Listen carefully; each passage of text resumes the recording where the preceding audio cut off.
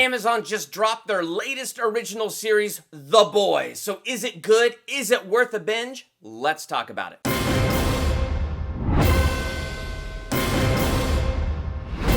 Welcome to Durbania. I'm Durbin, and this is my spoiler-free review for The Boys. So is it worth a binge? I think so. I'm a superhero nerd. I love superhero stuff, and I thought this show was smartly written.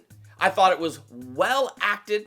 And, I mean, it just looked good. Like, they had a lot of good action sequences. The CGI looked good. Like, it just overall had a very good pace and good action, good story, and it kept moving. It was only 8 episodes, about an hour an episode. So not 13 episodes and filler episodes just for drama, filler episodes just to kind of get it to a certain number. No, 8 solid episodes. Those things I really liked, and I'm going to give it a solid B. It really is a different take and a darker take on the whole concept of the superhero, and it's a really interesting look at the idea of corruption and hypocrisy, because you got in this show what is recognizably pretty much the Justice League with this League of Heroes called the Seven. The power sets and everything is things that we know, and I think it's that familiarity with those power sets that kind of connected me with those characters almost right away. But what they were really exploring was, yes, on the outside, these look like tremendous superheroes. They got great merchandise, tremendous movie deals, awesome looking billboards, and all of this stuff going on, and they look pristine and clean. But underneath all of that is just all of this dirt, all of this evilness, and all of this corruption. The Seven is owned by this company, and this company is full-on corrupt. The Seven are full-on corrupt, and so it's interesting as it dives into that. And what you see is you have some of these characters that are just bad, but then some of these other heroes, well, it's just about their compromise. They slowly compromised over the years and becoming a member of the Seven and joining this company. And as they began to compromise over the years so those checks would be signed, at some point in the show, some of these characters kind of take a look and go, what?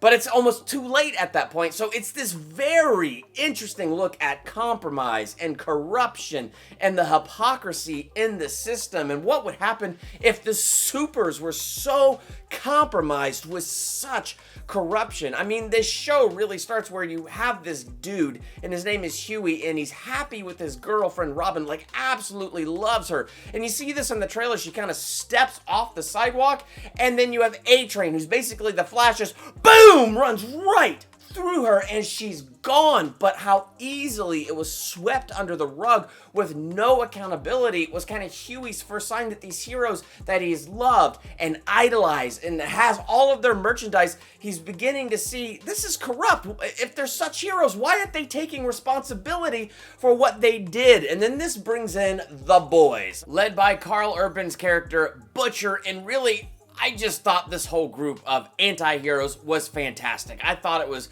great actors playing these characters. I thought they all had unique personality traits and they all had great chemistry together, and it really made this group very likable, which is very good that they were very likable since they're kind of like the central figures of the show, is they want to bring superheroes down from their pedestal so that they can be held accountable.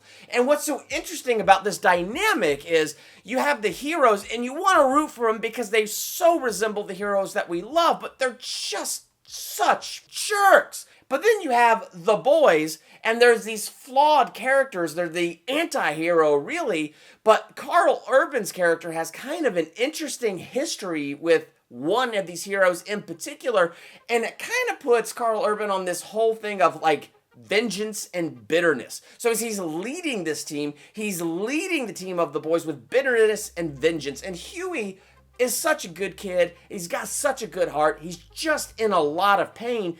And him following Karl Urban is kind of leading him deeper into vengeance and bitterness, which we are clearly seeing helps nobody. And so it's kind of interesting because it's like, okay, so you have these anti-heroes that you want to root for, but there's a lot of bitterness and things that they got to overcome. You have these superheroes and you want to root for a superhero, but they're all pretty darn bad. And then you have the newest member of the Seven, Starlight. And she's really the Midwestern, wide-eyed girl coming in with these dreams to be a true hero.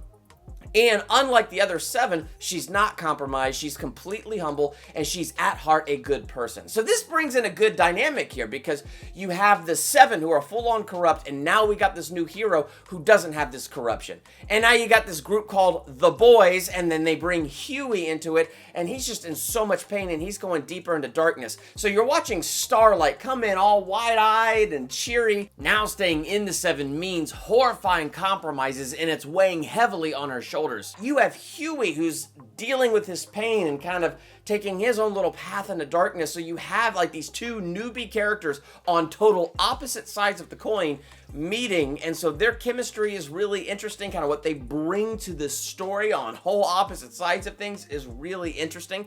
And so again, because the acting is well done and the writing is well done, it's really quite interesting what they do with this show. It's just a really interesting look at things. So is it dark? Yes, it earns its mature rating for sure. Is it worth checking out? I think so. I'm giving it a solid B. I really did enjoy these 8 episodes. I don't think I'm gonna go back and rewatch them anytime soon, but like the way the season ended, if there is no season 2, that is a crummy way to close things out. If there is a season 2, then my gosh, so many great things that they can do going forward. So it's one of those interesting things. If there is a season 2, I will happily rewatch season 1, and I can't wait to see how they would continue things forward.